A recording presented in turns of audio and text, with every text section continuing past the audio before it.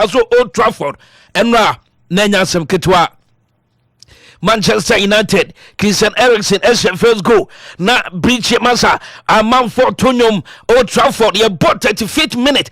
Anna Christian Eriksen, go to Manchester United. Na ye guso, na second half a call. United only did by 1 goal. Na ye book game no.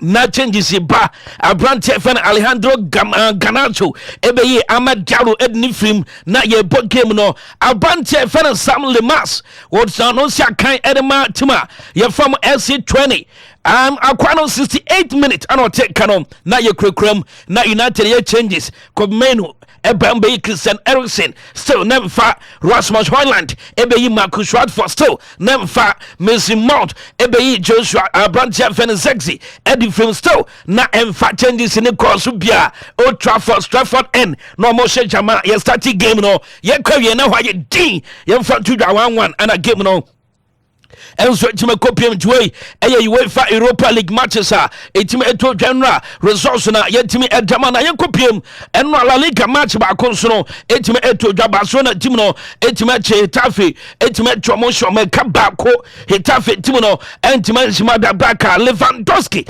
ana eshe go de ma Barca e bon 19 minutes ana Lewandowski eshe go no edema baso na tim no yekrekram na manfam se Barca ebe shebi the account so Barca 1 goal na omode ma Hetafe omo stubborn team ana yekonya Girona omo Rayo Vallecano ekokobo goalless draw inteno game ekopiem ewo meche Spanish La Liga nim yemfa tuja ukopiem EFL Cup eno ayetime konya bi Arsenal etima che Bolton etwomo ehwome kanum Emma Bolton for night kanimu ebako na answer omo she goals no Declan Rice ejima she goal edema answer team no Ethan ejima she goal Lebarante no ebo 2 goals edema answer team no Aaron Collins eba che bako edema Bolton Raheem Sterling ejja the first goal edema answer team no Emma Kai Havertz ebe wie osom no edema answer Kai Havertz and a she fit goal edema answer team no Liverpool ejima tra Anfield ejima che Fulham eshoma West Ham United the West Ham team no the ocean and news because enkofono omasa papa Liverpool chomo esromo eka enum ema West Ham United ete bako Diogo Jota eshe first and second goal edema Liverpool Mo Salah ebe ne 3 Cody Gakpo ebe bo 2 goals ede so edema Liverpool team no eti Liverpool etima qualify to the next stage EFL Cup matches eno etima to dwa onsem no ana ya team dia ma yenkopiem enso meche La Liga La Liga infantu dwa na matches ni bi ebe jima da tuja RCD Espanyol 5 p.m. amene Villarreal team no airport Las Palmas and Rebetis Balampe ebe kwa konya Celta Vigo omo transfer 7 p.m. amene Atletico de Madrid and ebe kwa kobontuwe games ebe jima to dwa na Coppa Italia Monza and Brescia Napoli and Palermo ebe jima aba Palermo team no ebe kwa kobonti Napoli and 7 p.m. amene Palermo airport na Monza and Brescia ebe kwa kobonano after the game Barca omo head coach ayefena Hans Flick ekoko kasai na Hans Flick say masa Hetafe for me stubborn na ono obete say Barca obe coach Barca no kache no say stubborn team ba ko team a ono timi ha Barca no Hetafe team nti omo made so be shomo na no after the game coach ayefena 007 Hans Flick say Barca fans no invisible coach omo feno 007 onse olusu match eno ye 0 sanso no more draw eno so ye 0 we winning 7 games edema Barca e league nim ejesha kopema Barca supporters no ejema mo feno 007 yente ne nsema odi tudwa e press conference na say Hans Flick ono so kasai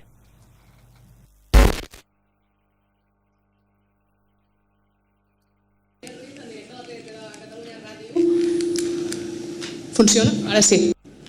No, at the end, we knew it before we have the match, and a lot of from the club said that's normally always so tight against Getafe. In the first half was like that we had not the speed in our combination, in our passing, and this is maybe why they always were able to close the spaces. But what I can say now, because it's for me very important, that we fight 95, 96 minutes.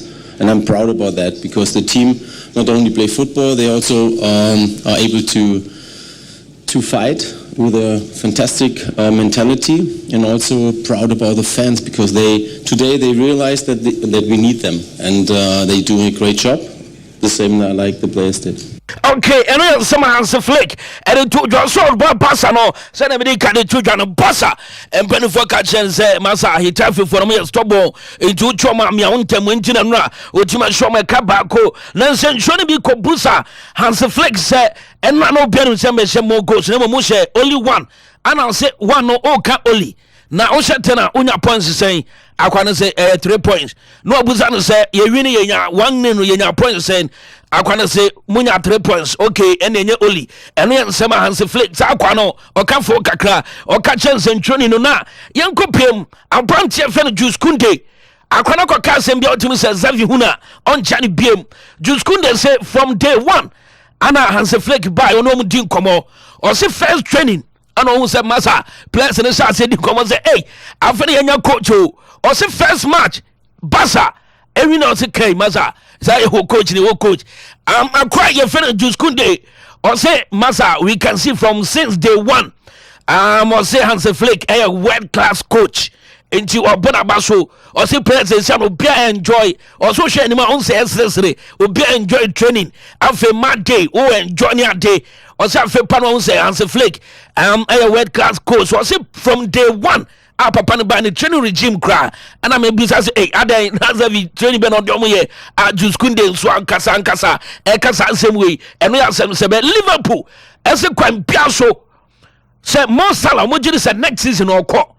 Na mame fan to say Liverpool as say Mo Salah kwa made for nyina ye Rodrigo Goyes o me fa kwa no Rodrigo Goyes Omuni said Massa or your perfect replacement and Mo Salah into Liverpool planet say Mo Salah Konkwan dia Rodrigo Goyes Omoko fa kwano amana baby akai edema Liverpool team na no e for by young Manchester United coach your friend Eric Ten Hag or say na o man na ye na was some killing game no was some killing game no say and na again to so so both game be say ya I was so told something who crantem.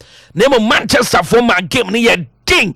Yentin Sama Eric Ten Hag Tuesday. Eric, the most difficult scoreline in football is 1-0 to defend, especially. But how do you reflect on the point now the game is concluded?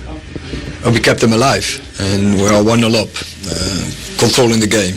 And then you have to be consistent. You have to keep going in the second half, and we dropped the level, and we gave a goal away. When you look at the fluidity of your team, especially in the second half, what was it about the change in the momentum that why the 20 were able to get back into the game? As I said, we didn't finish it off. We had to go for the second goal. And so they stay alive, and then we get punished with a mistake from ourselves. Was it individual errors or was it a system error? What was it in terms of what you saw as to why you were able to allow 20 to get back into it? Nah, the goal is it's team. It's a player of Twente can dribble over the whole pitch without stopping by any one of us, and then we win him. But we can't give a goal away like this. And we are Eric Ten Hag in some of the two. I quite was say and not 1-1 no team say. And your system and now say mistake from the players. And all they can say player bakunya kanta or chino bia park and so obian fan one cano and omo in sembe pray. Eric Ten Hag say a mistake.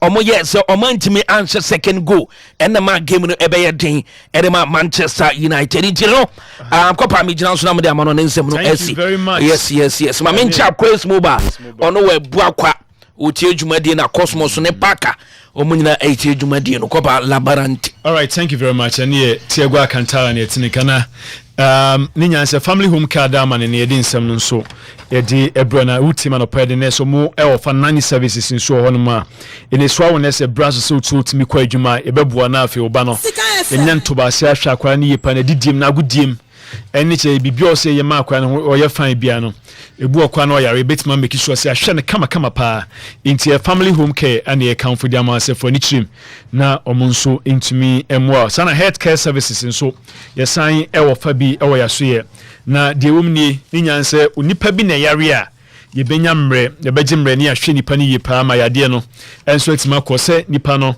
deɛ na ɛha no make sɛ wɔanya stroke make sɛ wɔyɛ diabetic ne nyinaa nso ɛbɛboa no afei yɛtumi atu ne nyinaa ase nso de ama nipa no nti yɛno ɛyɛ family home care ana mekamfo de ama asɛfoɔ ne kyerɛ no afei biribia nso ntumi ɛnyɛ kama paa ɛnso wɔnom na ɛnyɛ no nko saa ne ɛsan wɔfa nursing services nti nnura ɔdɔfoɔ no bɛhia nya no yɛbɛ make sure sɛ ne nsa aka na nnuro no nso atumi aboa ma bibia nso ayɛ kama nti na afei time ɔsɔ no nnuro nya yɛbɛ make sure sɛ watumi anom at the right time and yɛsa wɔ house help for mbɛboa ama ɛwɔ efiade yom ɛdi sɛ nneɛma sie anaasɛ deɛ yɛto nneɛma so yɛkɔdi dwa bɛno aduane ne nyinaa yɛ clean fie wɔ toilet rooms ne nyɛ yɛbɛ make sure sɛ wɔ living rooms nyinaa no yɛama hɔ ayɛ very neat adwuna se market ne yɛwɔ adwuna se market ana abɔn se yɛwɔ nti sɛ onye wuram ɛwɔ family home care na ɛsɛ bibia nso ɛyɛ kama yɛ number no nso ɛyɛ 0558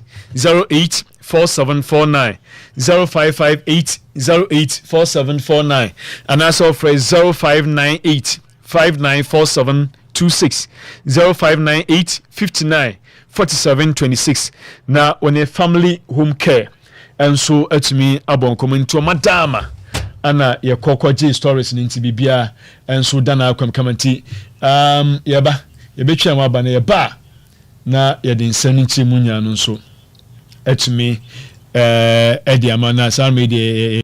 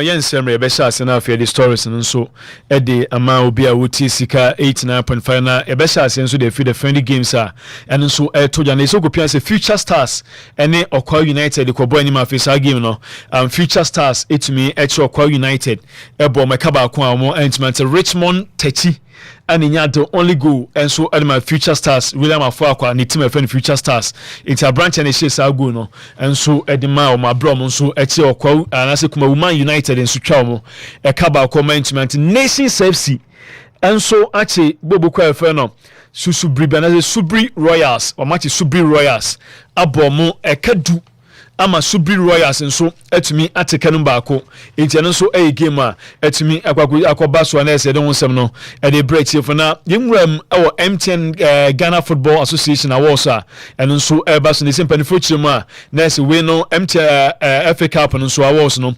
October 19 2024 MTN Ghana Football Association Awards into GF Awards na eba so no na MTN for na so asene into October 19 2024 into next month ya no we ndru 1 month mpo na 26 into akabes na otwe miensa bi na ana so de mfa na 1 month na awards no so etumi eba so e F national Dr. Kofi Ohene Konadu auditorium one ma University of Professional Studies e wa Accra na se hona dwumadie no so ebetumi akoba eso na yenwam enso ken Pfizer so ye na wuram of Pfizer na se enei omo technical team no so omo edi ababonten 2024-25 season technical team no Barnabas Awuni one head coach assistant coach no Isa Abdallah assistant coach 1 ana 2 no so ebekwa akoye El Hajj Adamu so no so can be team manager Kizito Kwabena Osaifosu ana team fisio no so Jerry Clifford Kwansa ana the team Mazua no so Sadat Abdallah so mo na timi ewrama we Ken Pfizer so mo team no and then sanya mo so timi edi abana ya don wonsem no ma obi a wuti sika 89.5 na Emmanuel Sapon ani ne branch no so unse usi akama brekum Chelsea na Emmanuel Sapon so etumi akasa ede afa game a omne krobia asante kodokon so ede kwakobo ni no a branch no so etumi akasa ede afa na wey ensama yima enso ede etujade amai na no pay so oma build a new team. I think say half of the players koi and oma add up yenso na I think say 3 players pay free yeah your ball last year no e na your honti question no tare party be understanding no ho we say new team a wo hye de afina the understanding afina ombeti om ho ase what you say by any aboy ho ache a free move a amankuna move a oni ba bi ode ball neto obi a move obi anim because ya boy ho ache nti meka ne say enya de a e be too difficult ya de a ye dada ti minka ne say omona afina ombejele what you say we making new team to afina ombejele but ye de ya boy ho ache ti meka ne say Sunday game a bit difficult but at the end you know you be carry the maximum points. Last season the same thing you carry the day into this season on Sunday. May I give Brekum Chelsea supporters they should come in their numbers share Brekum Chelsea to victory. Yeah, more money mungwasi. We make sure say we are ready. We are well prepared physically, mentally. Yeah, fit and yeah ready for Sunday game. To me promise you on Sunday no, we have nothing to give them than to give them the 3 maximum points. All right, since eno ayen semana sa ono so de kwato dwa na na yenwura nya sa Paul no ye board chairman de ma Mekan National Sports Authority so papa no so atimi akasa owura ne din enso ade che se set Paun ono no so atimi akasa na ese ni nya so kasa de fa nipa ni o supervise the NSN afi the mandate of the authorities papa no so kasa de fa we fall under we are one of the babies of the Ministry of Youth and Sport. Under the Ministry of Youth and Sport, right, we have National Sports Authority, we have Winneba Sports College, we have National Youth Authority, and then, yeah, that is it. And we are responsible, as I've stated earlier, under the Sports Act to promote, develop and maintain all sporting facilities in this country. So this is where we sit in the realm of the sports industry in this country. Empowered to be responsible for the development promotion and the management of all sporting facilities in the country. We have under our registration about precisely 54 federations and associations in various sporting disciplines, including but not limited to athletics, rugby, boxing, badminton, football, and etc. We can have a count for want of time. The authority also manages and maintains all public sporting facilities, including but not limited to the Accra Sports Stadium, Kumasi Sports Stadium, Cape Coast Sports Stadium, Takoradi Sports Stadium, which is a SIPOM, Tamale Sports Stadium, Wa Sports Stadium. We can go on and on. The NSA is one of the institutions listed by the Ministry of Finance also as a revenue generating institution by the fee-fixing committees of Parliament. We are normally given targets to also generate to support the public base. Inti ose NS okwa mo targets almost bit me a generative scam bit me aboa and me brebe na ose nya akopene say the various stadium nya no enso under the government nya enso mo na soma sinti ne omo nso ye do so mo ye bia omo ne supervise sa facilities ya ho nya nti ne ye de omo nso ye na ose nya say the mandate of the authorities na say omo nya nso mo diso a omo edi omo jumenti ne ye papa e fe no yes said pound and on so the sense ko to ya na report say ne nanka ye ko Togo akwakusi akan ana afi the reporter about when say o ma reject ne ye here say ba na afi Cape Coast ne Accra no so are ready for inspection and say nyanya ready.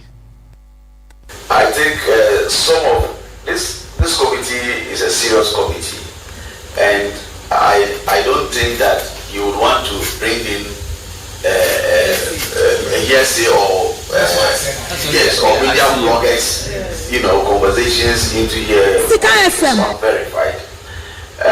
CAF indeed wrote to us when they were banning the Kumasi Sports Stadium that we should nominate an alternative venue.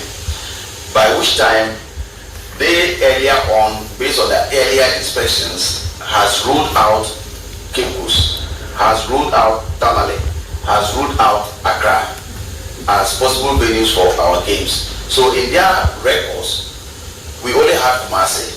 So once they have banned Kumasi, they suggested that we should profess an alternative. You know, and that was when I began hearing the video that, oh, we may either go to Abidjan or go to Togo and play. You know, as we said, we've written to CAF that, oh, you knew about Kumasi, but you didn't come back to look at Cape Coast. You didn't come back to look at Accra Sports Stadium. You didn't come back to look at University of Ghana Sports Stadium. You didn't come back to look at Tamale Sports Stadium. So we are putting to you that we have alternative pitches in Ghana which are ready. The last time you came and inspected, you said that we needed to fix A, B, C, D. We have done that. Cape Coast is ready. Accra is ready. Send your men to come and have a look at it. This is where we are as of now. So we are waiting for them to come, and I can assure you that if they come, the game will be played in Ghana. Cape Coast has been recovered, and there was a test trial on Cape Coast where we hosted the Women Championship here. I mean, in the African Games too, we piloted it, and the competition was held. But for the category 3, they have to come back and have an inspection, which we have communicated to them that the pitch you knew 3 years ago is different as of now. Come and have a look at it, and you will certify it for us to use for our game in Ghana.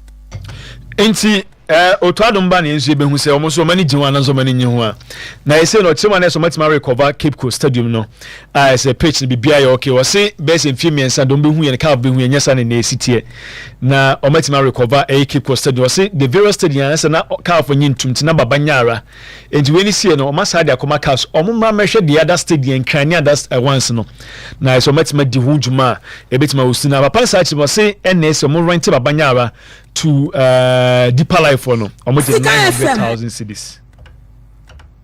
Okay, Honorable Chair, 900,000 Ghana cedi.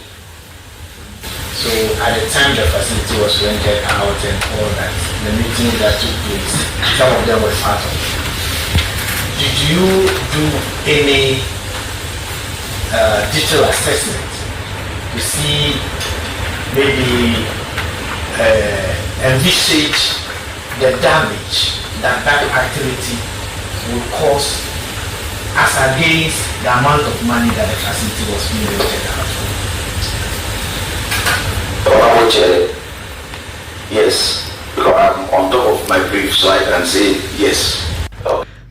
Hey, your Mary. Papa no say, once a chairman busan say, Babanya Omodima, how much is no so much 9 billion. Me ma me sana man better 9 billion ano mo je Edi gombo to na omoje sa sika no ani nei. Chairman say busan say ti after say omoye program mo inspect pitch no, also mo inspect. Ti baba ya na wo kan obi say enye aban for na wan hwan no. Me so omaje atum so mo inspect. Omadjuma NS so mo inspecting ti omu ehun se pitch ne nye ana mo gidi se ya mabobɔ no e wo so nti yazo ya na hwewe na ma me pa nti de ya ma se it no ma ekɔ na mo ya ma me nto asekura nti eno ye nsɛm a kyɛ sɛ omo de atodwa sɛ omo inspect pitch no wagye atum so omo inspect ti ba bi o ma ne yakoduru no na o se country stadium no be limited for hosting sporting activities per ni yanse se nyanya ade be cover pitch ne so pa ade a enei ya omumma yenya activity bi se bia stone boy and say bia shatter mo be bonyu program bi oso da bi until say ye be cover pitch ne pa ade sane mamma mo nyisu biem.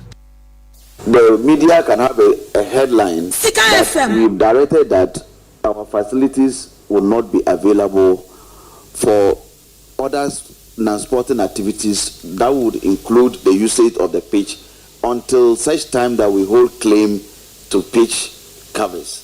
Let's capture that on your nose very clear that we've given this directive going into the future. This is our stand, and we've already communicated that out. Enti semdi ka pano wa chechim se nei se ni nyanse so mo encover so semdi ka kan no a nya de se o my programs now say discussion with the ministry say any Minister of Finance it take place to make hosting possible and yen sama on so de kotu dwa biem. It is not news when you go to other countries. Even Wembley is given out for concert. But sure that they protect the pitch, with pitch carpets. So as a country, I've had discussion with our Minister of Finance through our sector minister to see how urgently they can help, because we are also mandated to generate revenue and our gate proceeds are insufficient to mandate us to fulfill that requirement put to us by you honorable members of parliament, to do as well. And this again of when you are brand common nim say you also cover preaching to myself from Minister of Finance kwa say be positive so beti manya sika da kɔtɔ ade be kaba so say yeni amre oto adomo ne angola fo ya meka ma yeni mangu ase yeni magu ase awie yeni we nyina dada oh ana ya do bia mo ma ye ret me hu say ade Stephen Appiah so akasa na okasa de for foreign based players how many awunya say boys na say no munya call up ne ade ade na o say on foreign based players the biomo camp no was whether they respect the coach or not. Wakasa dia found say ni omubu omba camp ombu coach aso mumu omo na we any explanation Appiah tornado so El Capitano what they may not pay. We that we are coming from here, we know how it is to wear that shirt.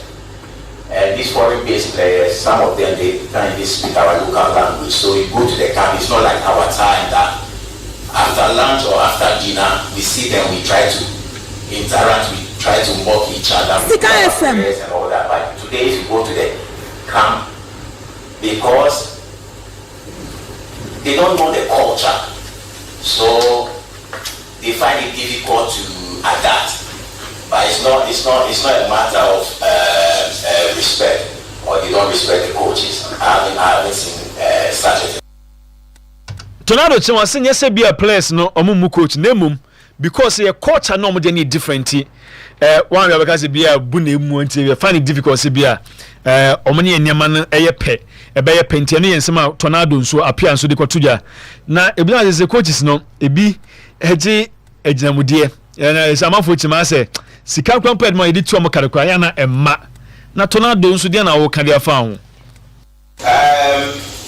Yeah, I mean, something happens. I mean, if people try to Sika FM put their under 17, and I think we have to take this very, very serious. You have coaches who go to background for 6 months, 4 months, and they don't take any salary for their allowance. You have coaches for the Black Stars who are earning so much. Under 70 coaches, they don't take anything. Under 20 coaches, they don't take anything. Under 23.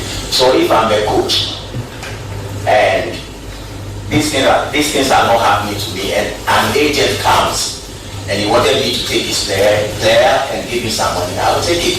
So I think that we have to try and solve that problems to make the coaches feel okay. I'm not saying that the under 17 coaches will feel better than the senior national team coaches, but in a way we have to let them feel okay, and we have to let them feel that they are working and they have to be happy. So I think your question, because some of them find themselves that they are not getting anything, so when people influence them with envelopes, they take it.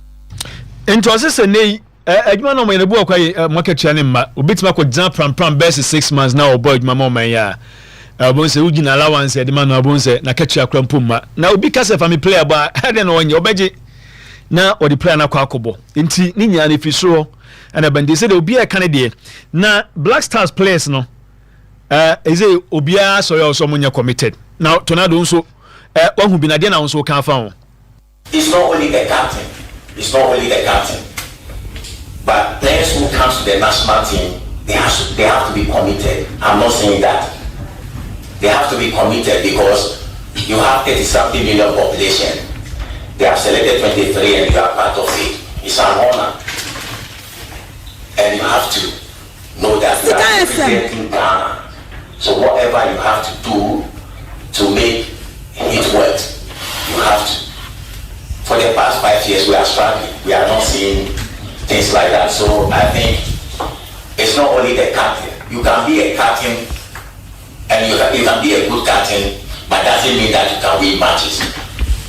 But when you have your colleagues that they are hailing the same goal, I think that's where you can make it. Because my time I was so lucky that I have players that they are aiming for the same goal. We have to qualify for the World Cup. We have to do better. And I think that luckily it happens. So it's not only you, it's about the people you are working with. If they have the same goal as you, it works.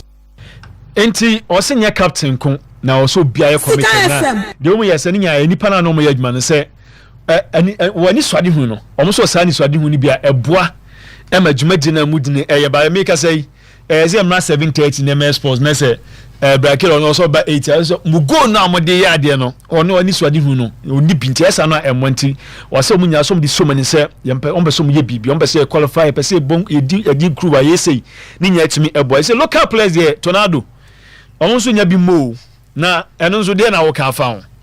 We have to give the local players, we have to give them the chance, the confidence to play for the national team.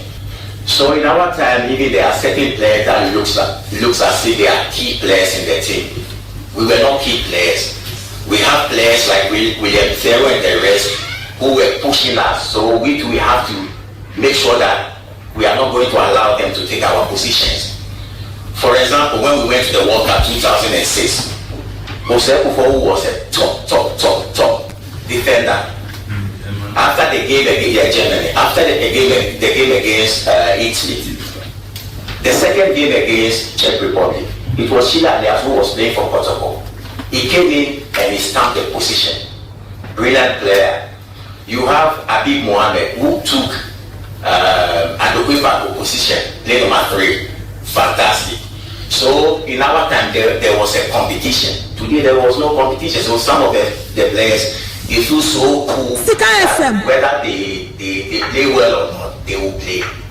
But in our time it wasn't like that. There was a competition. When we played our second qualifier against South Africa in Kumasi, we lost our first game.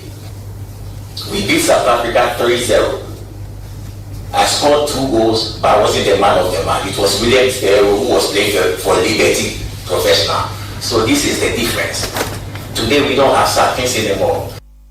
Alright, so nti eno yen sama apia de kwato je nti wase local players ne mo chance na omo nso ntimi anase okay wase local players no they must be given chance na so omo nso timi esia kan enso e ho nti eno yen sama tona de kwato na ibusa se local players omo sorry ya no mo kwa abruchi ade echi ya na omo ye dey omo eko nti eno so de na nso waka dia fa.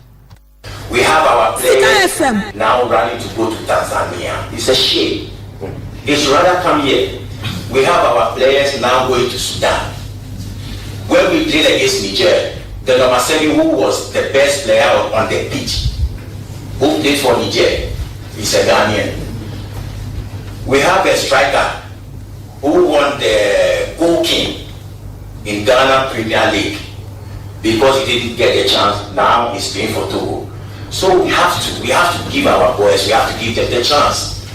And because today our league is not attractive, that's why they are running and going to other countries. Why?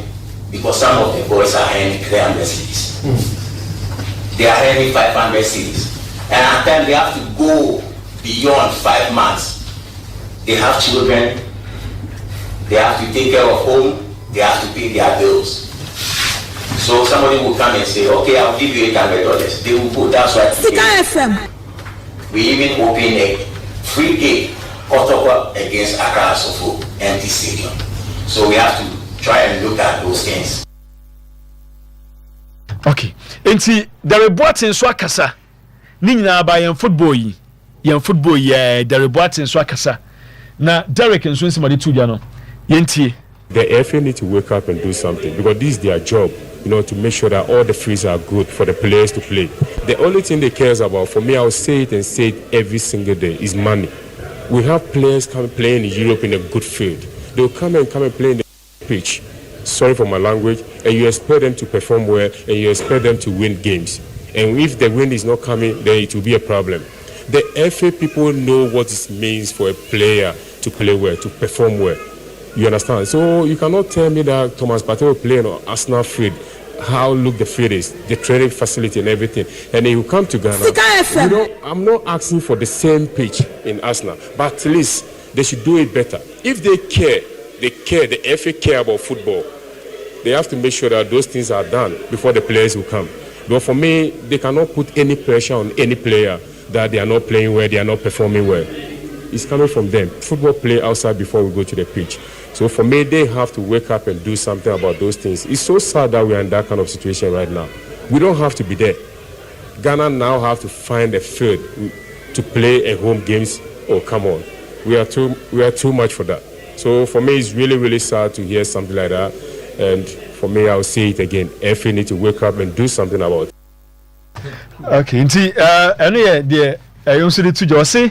Or say if you are moving bomb because where I know man say boy say a Ghana a boboni be a stadium near dinner so I didn't see where your former place near obi a Canadian ubia so near break Canadian or na mamin kwa man so na yenye yentimi enkoti de ewum bia na ninya say part enso e wa ase no edin ko ono so NSA office na part I didn't say issues because many fan can say workers ni bin sunya okay with it na parts was na yinhwe issue ben anyhow on be some settle that issue. Hello Pat. Yeah, good morning. Good morning Aboko dear. Nyame adumo na muswe. Nyame adum boko. Yes. Ano pa de enya ntesa say ensem bi circulating in the media NS workers no you guys are not happy with it na saying the city na deɛ na mowa mo ka kye Ghana man that's it mechia etiefo nyina America krania emi say yenya challenge kakra I no hunti ama yesiwo eja na adwuma e de ato ho o hwe na administratively a ye ne kwanso a aja say toda ya na niam ni do a yenya ne saa yenya ne senka nipa ne ne wo ho ye adwuma ye de ye but o man so mra wo NS no so mra wo nti duru baabi na wo fom a e bia mra ne dan esese dan Sika FM enchaye na ye host event bebre o hwe baba yara pitch na a host event bebre but ya hwe hu se eno ko ane picture aka ye dey both international local matches and other GES events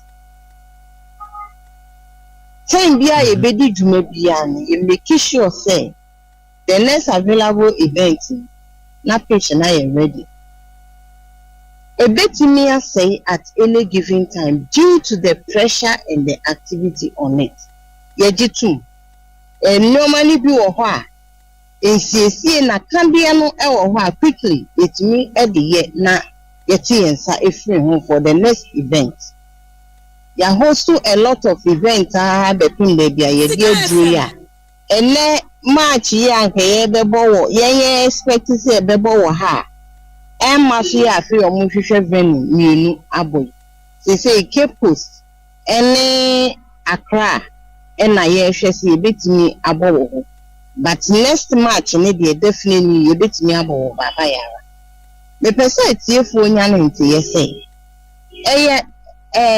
teacher edi dwuma bebre enti we a esi aboa pitch ne kura ama so de yenye fo say yehu grass na yehu le say ayeye no ayesa efu kama enne say ba me say bibi ne na ye medi dwuma wo so a enye din bebre that there be a edrum say other stadium no so etimi ehostibi na ye make the necessary changes ni nyema bi e wo bia for the next match minyanente ye wo one of the station mi modi say staff ni bi agitate say honorable Kwame Ba omompe no enye no pre se wo ye nipa na wo fu say wo ye NS staff na wo challenges apart from PR obia ni right say okọ radio station say okoye bibia emra ho procedure ho mandate no wo de ye adwuma ma wo kwan ma wutimi ye adwuma no e wo ho hello Pat Kwame Baba ye no onye yiyimu wo so wo hia obia on board because adwuma no onu kwa ontumi nye me ye ma afamu de wo ye wa afamu de ye nyina ye ka boma eni ehu ne say ye betimi aye akoduru animu limited time aye wono ye betimi aye every eche emasem it is also so one way or the other and she say na de da kwam no wo wani nye ho a menjin this wadamfo bi ewo one of the stations so okoho na wo kokania enim mesre tiefo mesre yenya nuanum journalist fo so bi beka Kwame Ba ho asem kirewa nya adaje ye hwehwemu bisase nipa no kra otisen na dwuma odi ne kra etisen hunu na dwuma ne so ansa na wo bibi na wo beka waka menkase enka no ho ase ene me a me ye PI plan se ne stations bi o mo kamemas but omu ehwese me o mo kan eye no kra sa me ye hwehwe because enye politics na ye no aka say me ye propaganda ya ewa ha eye abaye dwuma na ye na abaye dwuma no yesi de o twasa no onim se na chi achia bia wo hu ne se achia no on correct nipa no na wo disi abonte na wo ka indeed eye no kre se de wo ka ne ewum ana enim obia ye na dwuma o Me ma sorry anopa me ye me de. Wo so ye wa afi mu de. Obi o ha adwuma no onye. Wonye no onhwe se wo betina ho se nye wadwuma bo so me so agye aketua ene de ene kwan ba be ye ne tamfo because ompene obi make sure sa aketua na wo gye no wo yesu adwuma obi nye adwuma no ono so a onmo workers na ehye na se no so nye adwuma no de bia wo fight ko wanim no na eno nko a etwe ba na eno nko a etwe wo gina ho so 1% ka ye prepare pitch ye nya omu nyina on board enke no onu nipa ko benya da agina baby a criticize ya na transfers enye kwa me ba na ye transfers if we head office obi ko obi ba no obi wo ho no ko enu bi so ba eye normal it is said bibi ni no obi nti ase a omie nchire mu kwa me ba se obi anya na dwuma even Osha from the scratch root sports. What ye go all the districts are obia na jumo. Aside the profession kita o tefa say me to say PR no. Messiah district sport development officer. I made that district so me koho. Say thing me making sure say grassroots sports from the schools you are starting. Ye obi edi ne de o say koye wadwuma face challenges abla na ye hwe how I be fast over na say ye street boxing the last one ye asomase anadu 2 am me esi won ye asa na edu efeji so won fa won ho hye adwuma ni na be group nkrofo na wo dia ne say wo de wo be criticizing wrongly. I don't think say is the best na posterity will judge. Eti meka che etiefo so munya reshimu say field no dama yebenya edi abobo yebenya na staff na omaye omo say ombetna fence ne so ama fence na bu no omo say twa omo ha be criticize they should be warned omo ntena hu because ade de open year obre omo anso nim say edru baby a yadwuma na nakade titru pa esikasem omunim se sikane ni ho a ya na ne ye na edin eti se sika wo ho a me masom bedwo me bo wasom bedwo unim nso omumfa ne ma so omo bia mu fine. It is a challenge bi wo ha. I don't think that the best thing for you to do is to resort to one media station or the other and speak ill help adia enye nokre emwa no munka hu se embra ewo ni yie ni epe obia kana kuma ento ne ye. All right, Pat. I didn't say one my inchimuni ni ye pa, but per the meeting it means there's a problem ewo NSC ho. And some won cheche mad me means issues so honum. And in a way pa wonya so say debunking this story no quite difficult because the all kind of means it be any papa no issue because of say ebia per what you're saying and I said from what you're saying no it means people are not working and our panel so he's against that. So these people no they are also against the man. And yes na beso chase here. Sure. A bit is a bit so gina ho say they are from the former administration.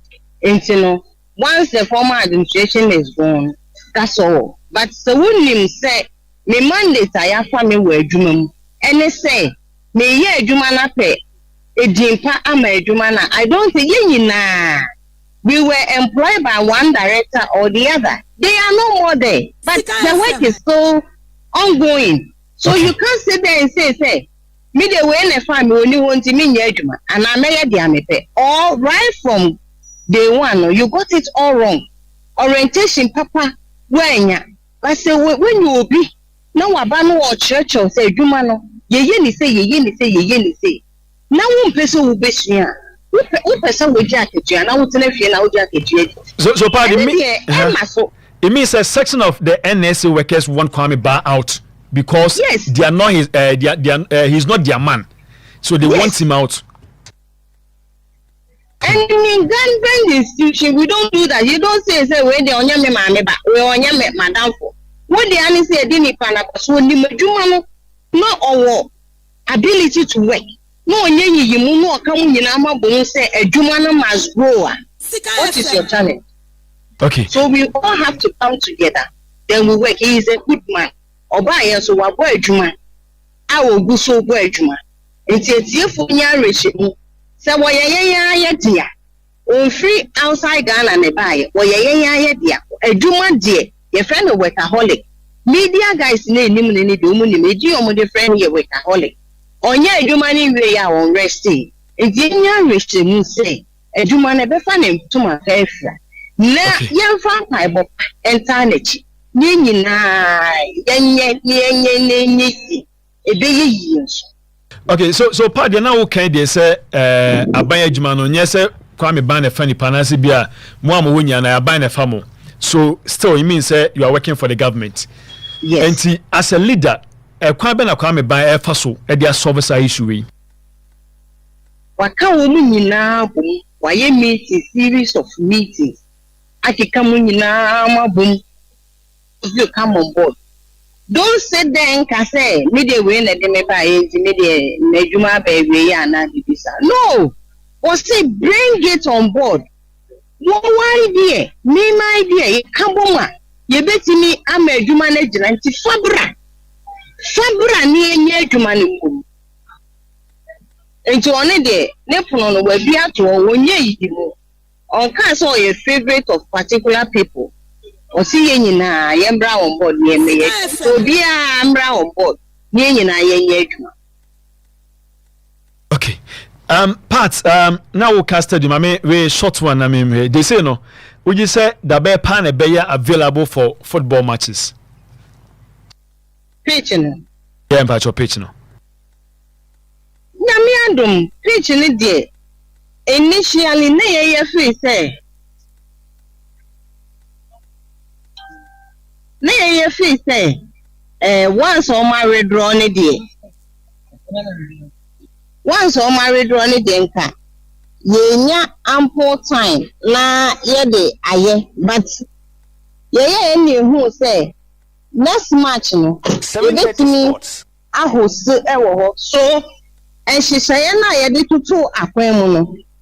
Ye ma consultant no so ebehwe no so de ne idea aba and put together no omo edi hu dwuma say hu pitch na efu kama aye to say the Italian no to one and for come for aye kama pa next month March no ye bit me ahusu over there edi bacho NSA the boss na kasa penipa or dag NSA Ghana no is he aware of this information?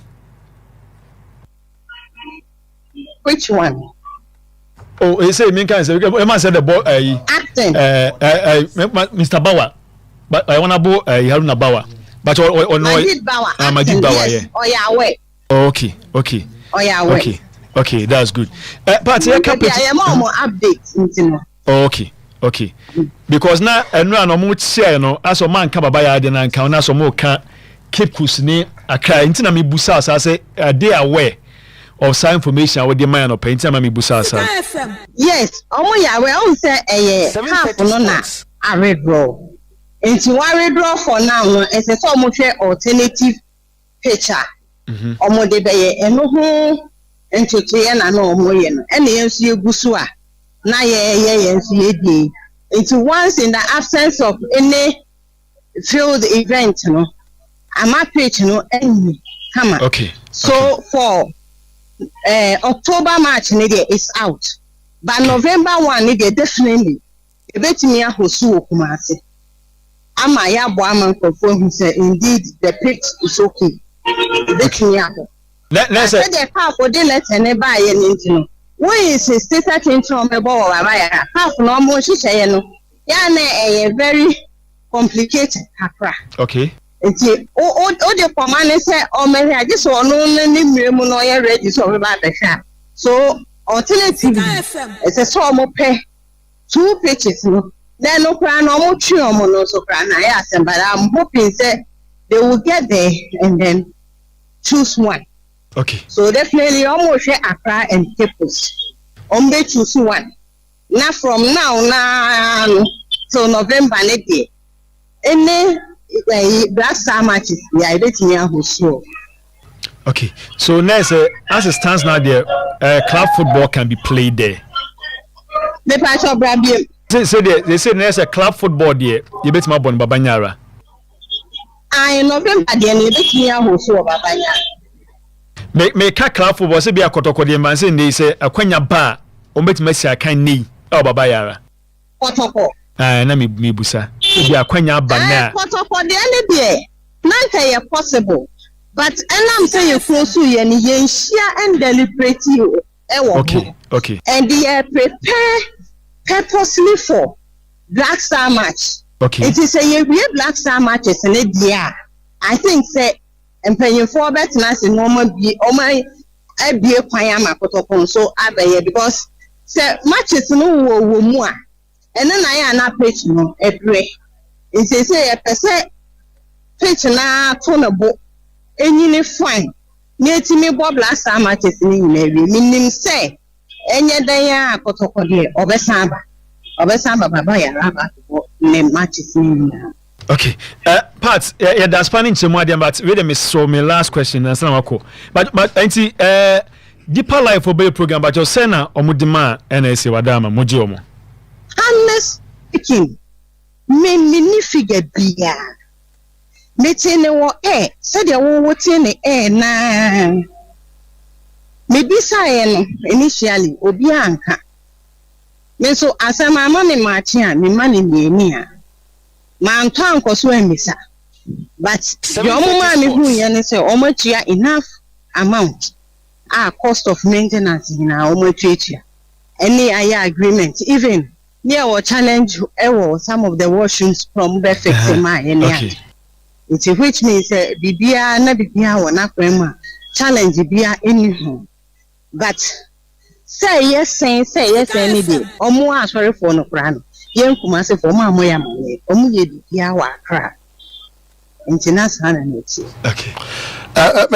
Madam Patricia, yeah, ni nyan ntia se na ye 1 million Ghana cedis nenra board chairman of the NAC set pound ekokasa no or say 900,000 and it's nama you busa say amount no yes because it's a public notice or say 900,000 but you move say 1 million Ghana cedis. 1 million that is 10 billion. Sana mimeti. Okay. It's 900,000 I don't know. And 1 billion I don't know. Mete na bonte sa said the media for na be akra na ma me ya way of the amount. Other than that, command to baby. Regional director wa mama man. Okay. No be am pete or the beba out. Ntino mimeti na bonte. So okay. I can't vividly say it is so or not because my own document there to that effect. Okay. And now board chairman say 900,000 is the reason why then into nama Nikki busa se bia nanka wonima because omo ye hu adwuma wa akra so that will be so. Okay. Mate yedasina parts emrepair your best abani edin komo. Okay, nti any part on the communication director de ma NSA Ashanti and no edin komo. I didn't say well is also baba ya ready for football but I'm preparing for Black Stars. If we are pitching the crowd here, oh, na say crucial videos. No, remember say the mamo. Na the we are pitching this year. Na if the crucial, mo say ha mo so betima for the na share the state of Babanyara pitching na yam fan to Facebook na obi anso into me enhu. Ekura, Papa, onu say saa sika no. Papa ne ka 900,000 me hu dwiri me. Sao. Yeah. Say okay sikano I'm surprised the past win now no awareness in him na any about this for crash so much see now so o say omo ne nkran for so what I so what 1 million no o say omo ne nkran for ni deal do you know say omo ja 10,000 cedis per Ashanti NSA and on the mom 10,000 Ghana 10,000 is 100 million and on the man Ashanti NSA I'm a papa go 900,000 sa o dey you say 100,000 na free so no na Ashanti nya 10,000 90,000 no ekwo hen there be say 900,000 kopa ana so munya 10 ana so omuja 100,000 kwa scan aka me omuja 10,000 Ghana 10,000 100 million can ai ama Ashanti NSC etina se ana me bisa se 90,000 now kana me mentia se me pesa me chese sika no ye mu bisa sorry for no do room they paid 1 million Ghana cedis so and not 900,000 me get that 900,000 on say me adan betra ka say omni tie washrooms on say party kan then no be akwatra TV so say 900,000 on die obinya e Kopa, it is such an amount to say no. Kopa, nenke ntimi siesie baba ya. On ta na mkato say director general na ya mane kono. O my scapegoat. Na kra eno say no. Onya say no say enye eno so 1 million nso nya hie say na bia. Enye hie say. Sa. Enye hie say. That 1 million ya kaya obi na obedi mangi. Obi an be di bank story na ai. Ama me say ankodi the Ashanti NSA conference be ko national. And party can say was so money national na dey e dini ye oh Sika FM so the way deeper life we dey preaching yesterday myself oh it is unto nya obia no mo no di animu a obebusa say ti mo koye no e dey na mo kotwa na e dey na mo say omu na stay here toilet ni yeah dey na ye hu say omu na stay toilet think about that story here. Yeah, make me some more. We give out the facts so much ya mu price we kura no sam mu sika e de to ho. Esa yet. Esa ko hu so mu washroom nya deeper life for na an say. So can't you get anybody tell us the price? That's 900,000 so say and yes and so more doubt. Oh, Kopa. I know na also some me doubt say me some one. O bu see asem tie. Ya see ya doubt ntina. O say ade no akwaya ma yese no akwaya se NSA Ashanti ana sabi o omo diska omo ahunya ntana omo diska adi ade aye program ma pitch no ya the perception uzana call us baby o kasa ya ban omo ntia zo mo say ase omo ayen say NSA ya part bi eye kwame ban bi what omo yi na si nchen but sky ko bi so mo square so omo hu e concrete straight o. Meanwhile, NSA is an agency of the sports ministry. Yes. NSA is a sports ministry. Perception that we want na about sa kids problem no. It's not as if say this kind of two honor NSA Ashanti region part of my faculty music food na ye this kind. But can the kaya and a man can the kaya NSA Ashanti region hono 100 million 10,000 cities 900,000 no copper. Enye sika keto o kan say o so o be kan say o ma me kan say 9 billion me can 9 billion 1 billion billion on the government na Jesus sika we you ba wo wie no o twa no ho da shenkrofo bi say mo na manya ade no mo proposal na be to ho no na mo nim say e be ka some few days am blasters abo game against Angola. Mustafa say he's appointed in Ashanti region and say probably I'm paraphrasing his words say omutimi allow that program no man course so knowing very well say Black Stars in the game anti want but Sikane by he was aware of the money want Sikane by and he was aware say Sikaba Sika free ha and you see Ukobuki Stadium or NSA or months Sika FM what about call no acquire inquiries no have a date here then and it's communicated to you say okay date or say or and sane am akwenya am aba be yard no eti enya asip say deeper life for no call and ade che ne ade no ma ho on say Enra in the set he said it point down on say honorable ni bisan about this Kumasi issue no he said they say the blame and everything is with the people here.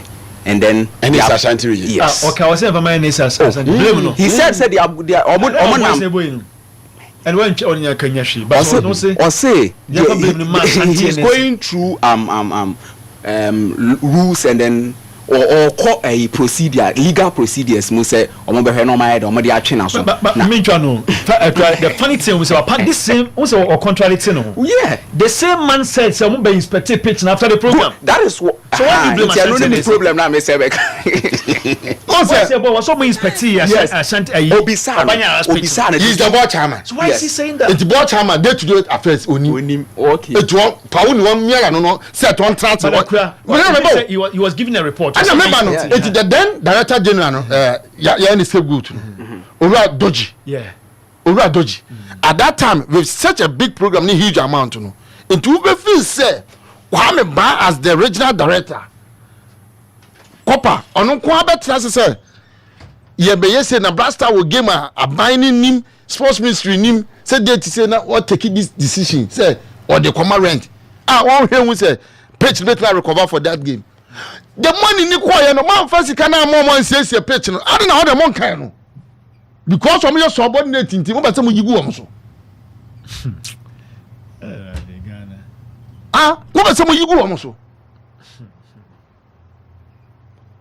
na Kenya de pa government ni yeska government ko officer ababe ma say yeska yakọ say after finance ministry say about the bottom account man ka say deeper life for mo maji musika akọ na finance ministry mpacha abebuki program wada roma na deeper life for ni tu adwuma program ni dwuma die no say 9 billion or say Black Stars bobo mo nyai I don't know man ka sa o man reject iska no 9 billion na Ghana man be reject 9 billion. Oh, Copper issue then yes. Any problem? Samuji Stadium need the more be. No ye Jumedia. But I was some share the next program. Then a quite affecting one. I was some share how are we going to protect the stadium?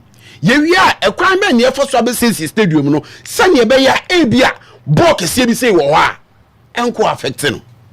After the movie ayampia we hu ni skana kodi ni ho we hu ni wo ye sei we hu ni odi blame ni ma no after the ketwa no na obi apeso odi so an say blame ni wo no no brake in his submission said Russell Ponica say when we cry the concert so kan but omo wa kade de ade na kwa mi asiewi die woda no no enei ye se wa anya na dwuma yi akopa edi e baby ye wo fia he ye sports yi na ya ka binet na ne ya ba say head of sports kopa ya you adi ama akwa na afi da ya ka no so a yes dabi sadia say head of commentary crowd so because the head of commentary ye na anye ye ni try say head of sports na ama na nhwe ni ye ntino wa say eje bi bibia ni obi say Owura Doji no ye yi na de wi edi akwari biem ana Kwame Bansa me chechire mu ekwan bi a ofa so a odi say edi abiem edi emomo biem edi bibiem na say Owura Doji ni na say musa yo sana na say Owura Doji ni no onye ahwe o and you can't count sepa no so we na board at that time also ko Majid Bawa na your deputy I say acting esa also ko honorable Mustafa Yusuf esa also ko long time dia ka no mo me nhwe ne mo ho ban yesi mo den enkrani kekus mo se mo ye minister na anani three so ka kire mo say ye esipon enti no kopa yeah hwe I'm hoping say calf about say Kumasi nkran say do two just say omonkro fa ba ni ehu kepkos nkran ni ehu the way forward say ometima na next month no next 2 months November ni other games abeba no miki enu kwa na me pe yeah my facility yeah my time ni anye facility yeah ade ni ye enye se ye pitch ni aba be ball no ni ewia the next one ke ba be catch kotoko say pitch na sa say ye ntwen because ye hu bi sa about to aso am use baba as an example. It's in fine state, it's in good shape. Na the abo Black Stars ye newi afie be wi a ye be kono in next game we ba akwohwe na pitch ni nye. We are just not only looking at the pitch. Days back ye be hosti African mechanic say Afcon okrumu ha no ye hu say if your scoreboard na my replay Sika FM. It issues of scoreboard in the matter of mu. You betu e dey free Accra Sports Stadium near the abehye. Se match na call Accra Sports Stadium na you tu near the aka kwhye ho. Yeah. Sa na ye be no. but an even you have no access to the scoreboard. But way back and that technology no crown your day no. You say come 2008 we saw it working. It's here near no easily accessible. Technology is near the we still can solve it. Yet the pitch and the main focus here. But no maybe was stadium including billboard needs to be settled. Out why? Send 2008 with me ball incident to see scoreboard. Sorry. Actually replay no way heading. Have you not seen the level of stadium at the AFCON Cote d'Ivoire? Look at the pitch panels. When it comes to stadiums. Yeah, the cathedral in football. Yeah, maintenance. You just can't need it. You just can't need it. Now, Billy, now, 900,000 you Fabio Nisikan, Medenia. Away.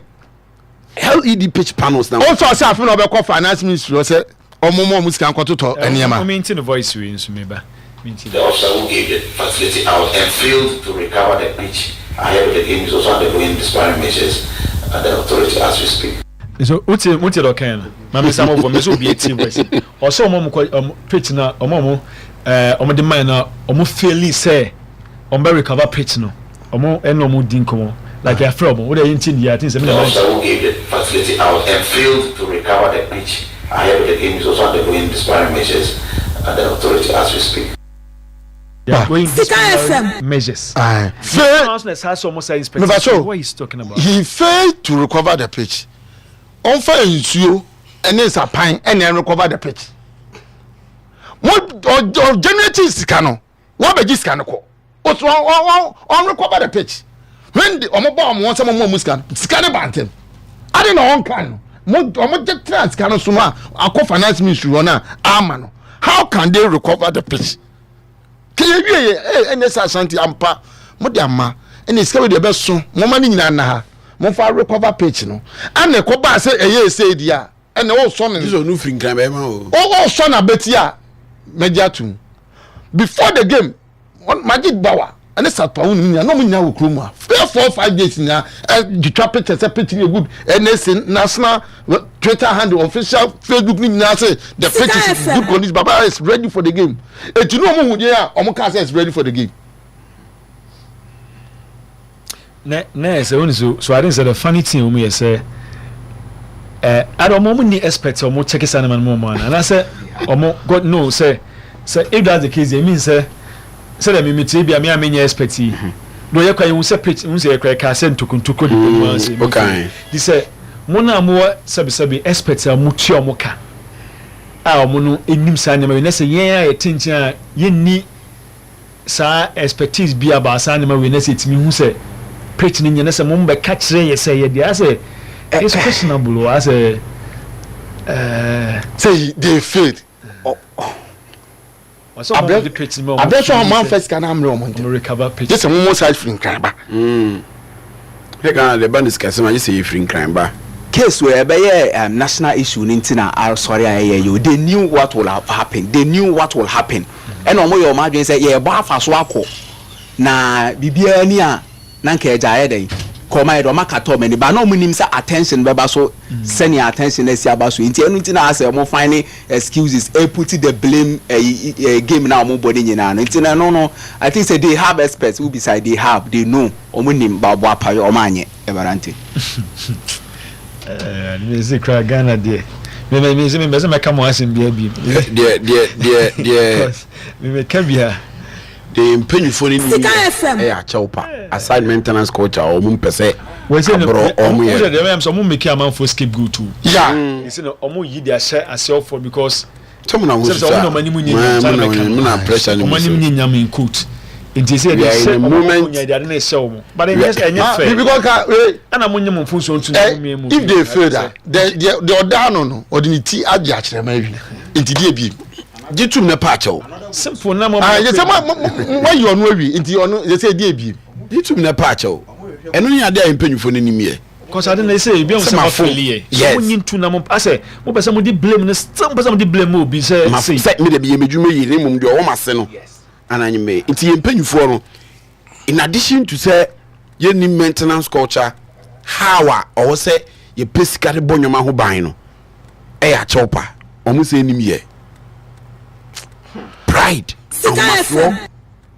probably because of political positions sankenya sa Ghana for yafum yet ebedi mi ho na me ma ye stadium ma di adwumadi ba ye wie no sene ne yesusu sene ne yehye no entimi amba ba ye dey ambedrisa nti ebese way forward ano current na ye renovation nti e ma ye ho mmere kakra se ne mum ade na e wo bia nkran ana yesi pon na keep coast ne de ye maka so ne Ghana ni bia pene say okay ade na ye ya nye ne ye yesrem going for de ye de ye na ensi biem enti oba oba yara oni say anya ade de besi biem eno na ade omunim ye and they will not do it say Ghana penyin pa be ka se me pa achew ma nye ne ye obako school now man school fees was akwana nkutua school fees nti o sa punish no but o school na otua school fees na school fees in akwala insem ba o sa akwana nkutua to person punish akwala no eni ebe sro oni be na obinya abotre by say the current state of Babanya me so ko Facebook da ho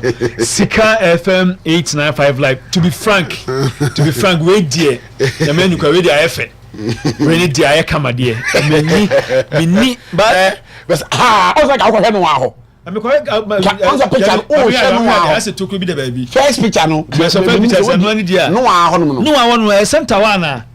And then what the whole nyanyi Mr. Onye nyanyi because the sanity there only no one nyanyi. And say camera na enye. Wa send you omo baba ara 18 year box. Yani Black Stars match omo ba ya wu to ku no. Eno a. Ne se sto mo nyanyi. Sa picture ya be da sui. Medi bia meka se enye grass na eye green efu ne hia o asase no ene hia ko pedem wa ewe ayi na esa ha no carpet no unse ehi Sika FM so smooth ubobo so yeye okay asase baba ya ara de no enye smooth ebetima efu so ubobo ebehurihuri enye grass na efu no enye green o ye hu abrofo ya hamba abrofo matches bebra kopa utimi say enye green like benaba bet asase no ebe mu nya ntwa so e waso mu ye ni yie ebe mu ntwa so kopa mu twa so kra asase ne de we no was nkomu edwi no smooth no mu dua na foforo saon sana waso asase no we ebetima green ba oto hu enye opa chego na koto hu na hwe yo koto dwebe akware say ntwe hu a adentia hade ntwe ho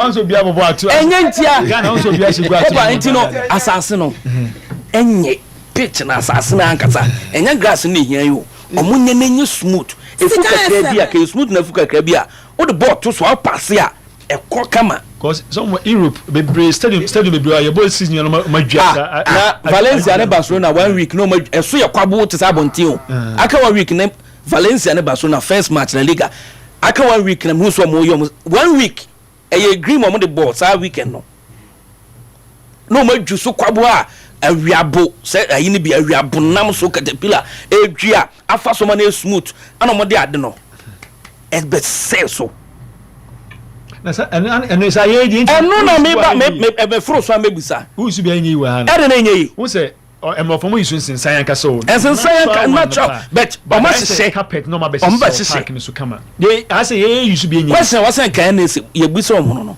o meka ko kan so we da o mo boa we da be yisu ato ye we kra na ko say baba yara ye say ayi forest na so share grass o but o ko kan ana say kopa ye mpani mfa no be so mebo ka ya de pade amaye okay eno no mo mpeso mo be ye Ivory Coast one here park moko boso afco ye mpani fo no nwene o mu say o wasa bunya o masem ye be na fu no kopa fa ball to ne pass e be hurihuri the semi pie say Black Stars call Morocco na training pitch kopa bi ni pitch o mu training o so pams sa pitch o mu training o so no we agree so no but no that's what we say e quality o mu hu say enti ye mpani fu hu say ye training Black Stars training pitch so ti enyo mo fere ba bi ye ndizo mo mfa ho omo fa wa enye no ma kata so ma na afu a mo de be o ma twitwa de be kire afu be fa ball to so na ma 2 pass say hurihuri a 7:30 sports assassin na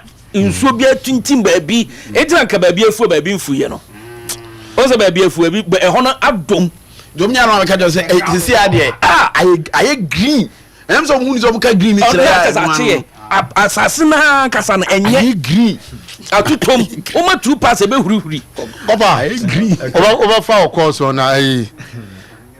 DJ Bullet Wadaroma yenya CJ Louis Hotel omo DCM2 Youth Club omo se omo ye Median Menshia South Inter Schools edi ama basic school for Maiden Maiden one Maiden one omo no group no Median Menshia South Inter Schools tournament and a group A ne block BJHS Anna Battle JHS 7:30 sports K Roma Teddy's Block A St Andrews JHS Konadu Yadom JHS Odumasi JHS Anna New Tafudi Champs JHS Omo organize ochina okay amomo Otunfo Park aso tell the champs and you know the champs youth club to ochina no mabo quarter final bibia one day the basic schools no okay around the constituency Lebarante the other two so first one we am sure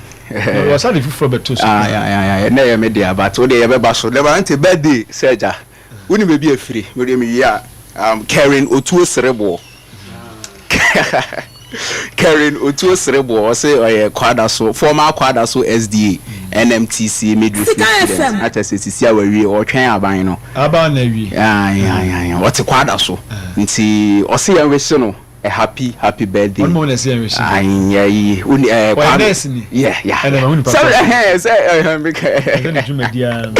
was say ya we so made by for there and so mun nyina ya now it Karen Otuo Serebo o say we show a happy birthday o say the why amani bia na ni so nti no koso na de kurakura ni musa na mi shiraw na mfia wanya no dimu ena na dimu me it Lebarante na Matime ba me na so Manchester City are the Premier League champions again. When it's football you want, get it all on DSTV. All the leagues, all the cups, all the matches live. Because when it comes to football, we've got it all day, all night. No matter what package you're always going to get football on DSTV, your home of entertainment. And I back him come back Manchester Sempa but I think say maybe a discussion ko fa yi as United is here I don't want me have a come finfi do we come here no man kasa we are making them but we are not seeing anything too we are not seeing anything kai hu bibia and they kasa win United there no any problem but for FC20 Old Trafford first goal Manchester United ends in a draw so United performance and modimoya no wumudia it is no news okay but the legacy in T and it was also United away. All right mami share callers in kakra na 0544 24 40 40 0506 895895 0532 907406 0532 90 7406 and 0506 895895 0544 24 40 40. Hello Papa Ganja na moko de na Manchester de nko so nye sa yen sumamo boys be 20 egu anu a obi asrep aka Manchester win adana mo yesa moko se Burnley 8 na ma ye ho ye de ye ni atomo so ye ko twa bet na mo ka ho a ntimi twa etimo de ko ka ho ye de ase mu ya bai fo mu haye on ye ko na mo man ntimi nya mu twa o mo de enka mo fe Ganja Matia das enko na scholar hello good morning sir my morning kadefe bu akwa okay yetiu kadeje make you answer on the empenufo iba omunsem muka ma na yede by months and so on through the minimum year. First, number 3 bo ana pit kumase baby you stores by a name so omoye aso beblebe nti we sports for kan me utime hello me too me one personal aspect me supported that I don't support it me personally me I didn't mean pay say ye be you be kwa ko trace kan o de akwa yisu astrotef na saa nipa no make say bia obabi bobo o ya akwala enkrankwa no o mo atimi ko je parks no mo training ni ade by nay say oniska hin no ko training catch me boss me I don't support it me personally I don't support it me did say be natural one ayenye eno e bia yin ko trace ka bi ne mpensu mfa water so me de no ana astrotef no so kwa no pitch ne size ne ss and I don't support it emwa ye nyini no udi training kwa me just say emwa me dey no but this is our community now uko be to say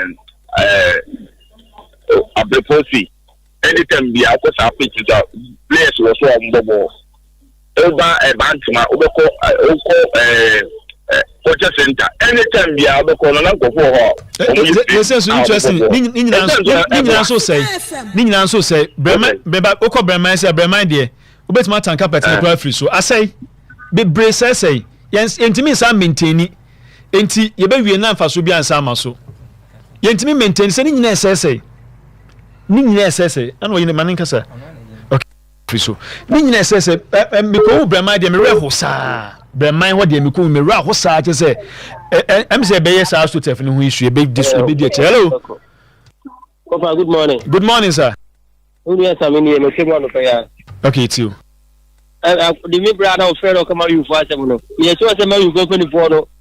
Then we do so much na no ma jama for ma he ko do na for the bobo no ma jave. Omo he na we no mo we do mo say that. Na me hono. Okay. Ena na mi say mo fa bobo juma na in 24 na he stadium no. Here na mo juma na mo ye se bia o 24. Omo tra wa mo ko stadium ko ha na. Obra ina boni ko hebio mitako baba ya rapa ano bo asi de chire ko bio boni ina eno adwuma ye ya ye pe ye pita ye ko hebi but uku wesori mu a ati say bibia mfa omo ho eno ase ball no park na da ho de ball du ani akobo bi ni ahwebi ina ba ro chire nko bio ba ye social media ti bi hwe ye bi hwe se mpeni mo ko park ko hwe bio no ase park no adwuma na wo ye na Oti office won kwa hey na yitira mo ba juba. Thank you very much mama mpeke okay na yam fancy I didn't say udi cause me astrotep na I didn't say visa mo me nichi me brema de na me ra ho sa brema de na na pepa ye me no but I say hello Kopa, good morning Kopa. Good morning sir. Papa try kini Kopa. All right, Kate you.